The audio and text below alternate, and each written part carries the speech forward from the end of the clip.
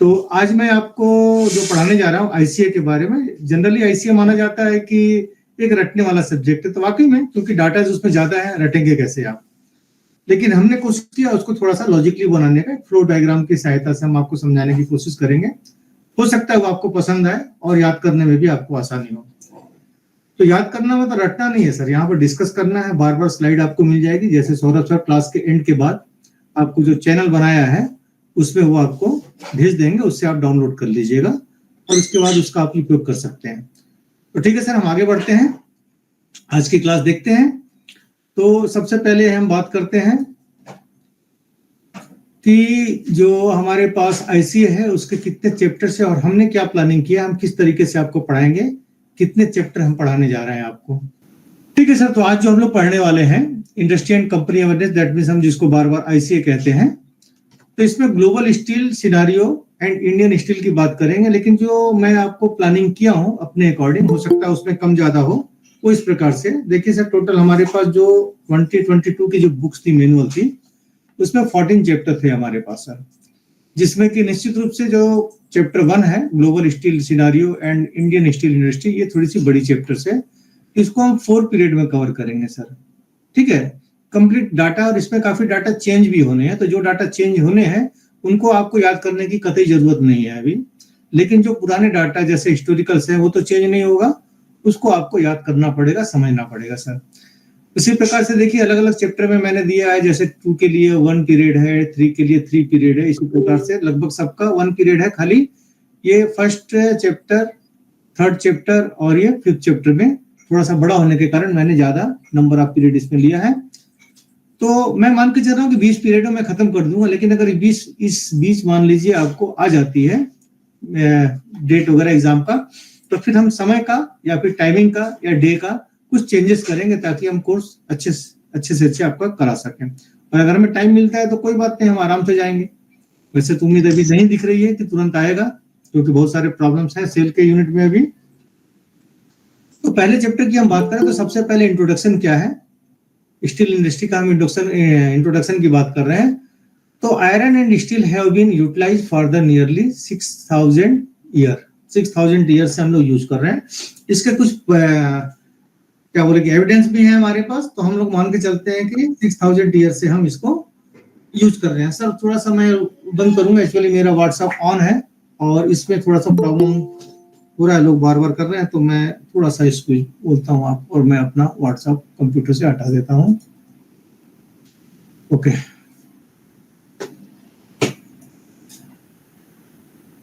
तो ये जो है, जो मैंने बोला कि हमारे पास इसकी प्रूफ है कि 6000 ईयर पहले भी हम लोग आयरन एंड स्टील को यूज करते थे किसी न किसी रूप में, चाहे वो भाला हो, चाहे वो किसी चीज काटने वाली कोई हथियार हो, या मान लीजिए पिलर वगैरह हो, कुछ भी हो। तो ये कह सकते हैं कि जो हमारे जो डिपार्टमेंट है, आर्कियोलॉजिस्ट डिपार्टमेंट है, वो बताता है कि 6000 साल से पहले भी हम लोग इसको यूज करते थे। तो कैसे यूज करते थे, कहाँ यूज करते थे, थोड़ी इसके बारे में हम लोग जान लें। स्टील इंडस्ट्री जो इमर्ज है इन द 19th सेंचुरी में, मतलब ये क्लियर हो गया कि हमारे पास स्टील इंडस्ट्री बन गई, ठीक है सर। तो यहाँ से कब लगी सर, इसके यहाँ हम 2 चीज ले रहे हैं कि slower growth until the second world war, यानी वर्ल्ड वॉर जो 2 था उसके पहले तक धीरे धीरे हमारी स्टील इंडस्ट्री जो है बढ़ती थी, और हम स्टील बनाते थे। उस समय बहुत ज्यादा मात्रा में नहीं बनाते थे, लेकिन जब सेकंड वर्ल्ड वॉर हुआ तो लोगों को लगा कि नहीं, अब हथियार बनाने की कुछ ज्यादा जरूरत है। तो इसके बाद स्टील बनना कुछ ज्यादा चालू हो गया, नहीं एक्सलरेट हो गया सर, है ना। इसको हम कह सकते हैं सिग्निफिकेंटली आफ्टर वर्ल्ड वॉर, यहाँ पर ये बहुत ज्यादा बनने लगा। स्टील प्रोडक्शन की अगर हम बात करें तो स्टील प्रोडक्शन की डाटा हमें ये बता रहा है कि फ्रॉम 28.3 मिलियन टन्स इन 1900 जो सन था उसमें करीब करीब हम इतना बनाते थे, ठीक है सर। ये फिर आगे चल के बढ़ा तो इंक्रीज हुआ, इंक्रीज होने के बाद ये कहाँ पे हम पहुंच गए सर, 1992 का डाटा यहाँ दिया हुआ है बुक में आपका, नियर अबाउट 695 मिलियन टन हम लोगों ने बनाया। यानी वर्ल्ड का डाटा है सर, ना कि इंडिया का, ये ध्यान रखिएगा। जो पहले 28.3 बनता था, अब वो बनने लगा 695 मिलियन टन। Clear sir. यहाँ पर ऑयल क्राइसिस आया सर, ऑयल क्राइसिस आएगा तो निश्चित है स्टील इंडस्ट्री को भी इम्पैक्ट पड़ेगा, क्योंकि ऑयल भी जुड़ा हुआ है ट्रांसपोर्टेशन को लेकर के, और भी बहुत सारी चीज हम भी यूज करते हैं ऑयल के रूप में प्लांट में। तो oil crisis of 1997 impact steel industry. क्या इम्पैक्ट होगा सर? अगर क्राइसिस आया तो डेफिनेटली डिक्रीज होगा, तो यहाँ पर रिकवरी हुआ, डिक्रीज हुआ मतलब, और उसके बाद से रिकवरी कब चालू हुआ? 1983 में। तो 1970 से लेकर के 1982 तक या 83 तक मान ले कि इसका डाउनफॉल चला, मतलब जो स्टील इंडस्ट्री है उसका इम्पैक्ट अच्छा नहीं था।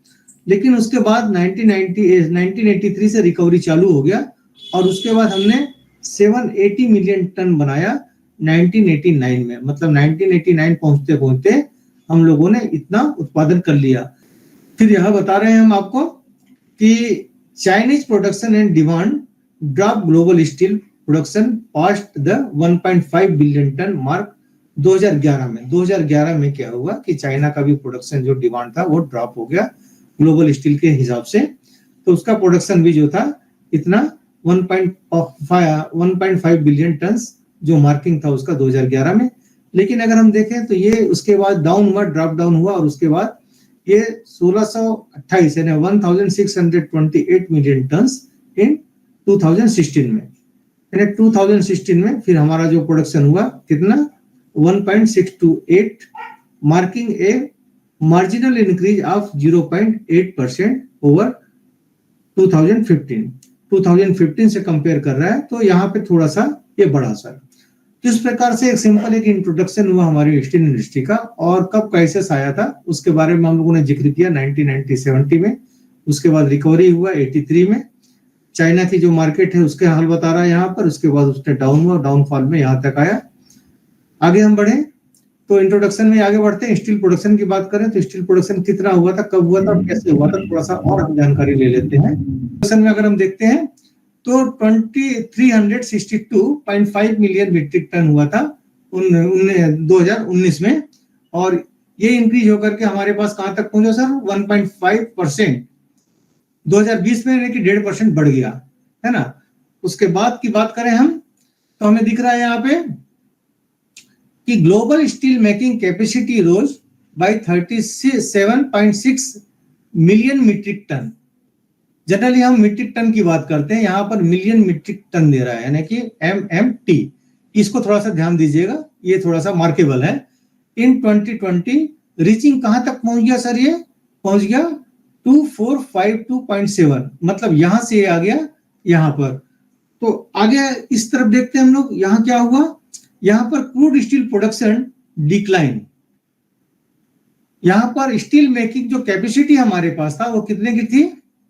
2452 की थी, लेकिन जो क्रूड स्टील प्रोडक्शन है वो डिक्लाइन हमारा हो गया 1829.1 MMT इन 2022, यानी 20 का डाटा दे रहा है ये। तो इसमें क्या हमको मिला? स्टील मेकिंग बढ़ा, लेकिन जो क्रूड स्टील है वो डिक्लाइन हुआ। तो सर स्टील मेकिंग और क्रूड स्टील में क्या फर्क है, ये जानने के लिए मैं एक लाइन यहाँ लिख रहा हूं, फिर मैं समझाता हूं। वैसे स्टील प्लांट में आप काम करते हैं, मालूम होगा, फिर भी चलिए मैं बताने की कोशिश करता हूं। Crude steel is a part of saleable steel when it is supplied to customer for its use और फॉर फर्दर प्रोसेसिंग। जब कच्चा इस्पात उपभोक्ताओं के उपयोग के लिए या आगे के प्रसंस्करण के लिए उपलब्ध किया जाता है तो यह विक्रयशील इस्पात का हिस्सा होता है। सर क्रूड स्टील कहां से जनरेट होता है, मैं अगर आपको बताऊं तो जब हम ऑक्सीजन प्लांट कन्वर्टर में ले जाते हैं, जब ऑक्सीजन हम ब्लोइंग करते लॉन्चिंग कर देते हैं, तो जो स्टील हमको मिलता है वो सिंपल वे में कच्चा लोहा या फिर उसको कच्चा इस्पात या फिर हम उसको बोलते हैं क्रूड स्टील सर। उसके बाद जो प्रोसेस होता है, यानी कि हमको अब उस स्टील में क्या प्रॉपर्टी चाहिए, जिसके लिए मान लीजिए हमको प्लेट बनाना है, हमको रेल बनाना है, हमको स्लेब कास्टिंग करके ही बेच देना है, हमको ब्लूम बेच देना है, तो उसकी परसेंटेज क्या चाहिए उसको, तो उसके अलग अलग प्रोसेस है जो आप पढ़ेंगे, जब हम लोग पढ़ेंगे स्टील मेकिंग में तो उसमें देखेंगे। तो इसमें सिर्फ इतना रखिए याद कि लॉन्चिंग के बाद, मतलब ऑक्सीजन लॉन्चिंग के बाद जो कन्वर्टर्स आप में लॉन्च करते हैं, जैसे पुराने SMS थे उसमें, तो उसके बाद की जो स्थिति होती है वो क्रूड स्टील कहलाती है। और उसको जब रिफाइन किया जाता है, रिफाइन करने का मतलब क्या परसेंटेज आप किस चीज की चाहिए उसको जनरेट जब करते हैं तो वो सेलेबल स्टील का पार्ट कहलाता है, क्योंकि उसी से फिर आपके जो प्रोडक्ट है वो बनते हैं सर। तो उम्मीद करता हूँ क्रूड स्टील और सेलेबल स्टील में आपको फर्क पता चल गया होगा। अब देखिए 22, तो यहाँ पर स्टील कैपेसिटी मान लीजिए मेरे पास 1000 है, वर्ल्ड में 1000 मिलियन टन बनाने का था, लेकिन बना पाए हम लोग 80 टन, मान लीजिए 80 मिलियन टन ही बना पाए। तो बीच में गैप आ गया ना, तो वो गैप थोड़ा सा और बढ़ गया। कब बढ़ा सर, इसके बारे में बता रहा है। 2020 में जो इसका प्रोडक्शन था उसका गैप बढ़ गया। कितना बढ़ गया, ये हो गया, मतलब देखिए अंतर कितना आ गया, 624.9 मिलियन टन का, मिलियन मीट्रिक टन का गैप आ गया, अंतर आ गया। यानी कैपेसिटी माइनस अगर हम प्रोडक्शन करें तो वो रिजल्ट हमारे पास ये आ रहा है। इसके आगे 2019 में स्टील प्रोडक्शन करीब करीब 66.5% हुआ था, और ये घट करके हमको आगे चल के कितना मिला, 2020 में ये मिल गया स्टील प्रोडक्शन 74.5%। तो नेचुरली 2019 में हमको इतना हमने प्रोडक्शन किया था, यानी कैपेसिटी की बात कर रहे हैं, जो कैपेसिटी हमारा था उसका, और यहाँ पर और भी ये ड्रॉप हो गया। तो ये यहाँ पर डिक्लाइन इसलिए हम यहाँ बता रहे हैं। नेक्स्ट स्लाइड देखिए सर, हिस्टोरिकल बैकग्राउंड थोड़ा सा देख लें, आगे बढ़ते हैं। जैसा कि यहाँ हम लोगों ने फर्स्ट स्लाइड में देखा था, 6000 साल पहले से हम स्टील आयरन बना रहे हैं। तो कहाँ कहाँ बनना था, बेबीलोन है, मैक्सिको है, इजिप्ट है, चाइना है, इंडिया है, ग्रीस एंड रोम इंडिकेट कर रहे थे कि हम 6000 साल पहले से ही ये आयरन और स्टील का उत्पादन कर रहे हैं, चाहे वो जिस रूप में करें। तो ये कैसे होता था, देखिए जो आर्कियोलॉजिकल हमारी जो सर्वे हुआ था उसने बताया कि मेसोपोटामिया में एंड इजिप्ट में प्रोवाइड एविडेंस है वहां पर of early use of the iron stool, यानी कि उस समय ये आयरन स्टील जो है यूज होती थी। ये हमारे जो आर्कियोलॉजिकल जो सर्वे होता है उन्होंने बताया, क्योंकि कार्बन डेटिंग से बताया होगा डेफिनेटली, बहुत सारे एविडेंस हमारे यहाँ भी है, तो हमारे यहाँ की एविडेंस का भी हम उल्लेख भी करेंगे आपको। तो आगे हम बढ़ते हैं, देखिए iron eventually replace bronze as the advancement in smelting, forging, hardening and tempering technique were made. मतलब ये जो ब्रॉन्ज पहले हम लोग बनाते थे आसान रूप में, है ना, इस जो पे जो कांसे की बात कर रहे हैं हम लोग, तो उसको यहाँ पर आयरन ने रिप्लेस कर दिया, लोहा बनाना हम चालू कर दिए। अब लोहे बनाने के तरीके हमारे पास क्या थे, स्मेल्ट करना यानी पिघला के बनाना, फॉर्गिंग से भी बनता है टेक्निक से, हार्डनिंग से बनता है, टेम्परिंग से भी हम यहाँ पे यूज करते हैं। तो ये सारे हमारे प्रोसेस थे, जिसको हार्डनिंग मतलब लोहे को बनाने के बाद ही हार्डनिंग करेंगे, टेम्परिंग भी करेंगे उसके बाद। तो जो मेन था हमारा स्मेल्टिंग और फॉर्गिंग, ये मेन टेक्निक था हमारा, यानी पुराने समय में। अभी तो ये ऐसा होता नहीं है। तो अब क्या करते हैं, या इसके बाद फिर कैसे हम लोगों ने चालू किया, इसके बाद जब हमने स्टील मेकिंग या आयरन मेकिंग की बात कर रहे हैं, तो iron was initially smelt using charcoal यानी जो लकड़ी का कोयला होता है, charcoal made from the wood, यानी वुड से जो हम कोयला बनाते हैं, जिसको हम लकड़ी कोयला बोलते हैं सीधे शब्दों में। तो ये हम लोग चारकोल से हम मतलब दैट मींस आयरन और कोई पिघलाते होंगे जिससे आयरन हम अलग करते होंगे। तो but later coal was discover as a more efficient heat source, लेकिन चारकोल की जगह बाद में हम लोगों ने कोल, यानी कि जो डायरेक्ट हम खादान से निकाल रहे हैं उस कोयले को हम लोग यूज करने लगे, उसको टेम्परेचर देने में, दैट मींस स्मेल्ट करने में, मेल्ट करने में, है ना। तो यहाँ पर हम लोगों ने कहां से प्रोग्रेस किया, सबसे पहले चारकोल से हम कोल में आए। अब कोल तो हम यूज नहीं करते हैं, कोल यूज करते हैं कहाँ, बैटरी में, क्यों, कोक बनाने के लिए। तो अब हमारे पास एट प्रेजेंट जो टेक्निक है वो कोल की जगह हम लोग कोक यूज करते हैं। तो वो हम बताने जा रहे हैं आपको, the development of coke from coal, यानी अब हमने क्या किया है कि सबसे पहले हम कोल से कोक बना लेते हैं, जो हमारे लिए इजी होता है। तो further improve the smelting process for iron. तो ये हमारी साथ प्रोसेस हुई। जो हिस्टोरिकल बैकग्राउंड है कि हम जो लोहा आज की डेट में बना रहे हैं, आयरन हम जो बना रहे हैं ब्लास्ट फर्नेस में, वो हम कहाँ से बना रहे हैं सर, अब हम कोक यूज कर रहे हैं, है ना। पहले किसी तरीके से पिघलाते होंगे, फिर बाद में उन लोगों ने चालू किया चारकोल से, चारकोल के बाद कोल पे आए, कोल के बाद फिर कोक पे आए, और अभी शायद इस जन्म में कोक पे ही हम करते रहेंगे। ठीक है, कुछ फ्यूल गैसियस फॉर्म में भी यूज होती है मेल्टिंग के लिए, लेकिन जो बड़ी मात्रा में जो बड़ी प्लांट्स है वो कोक ही यूज करती है।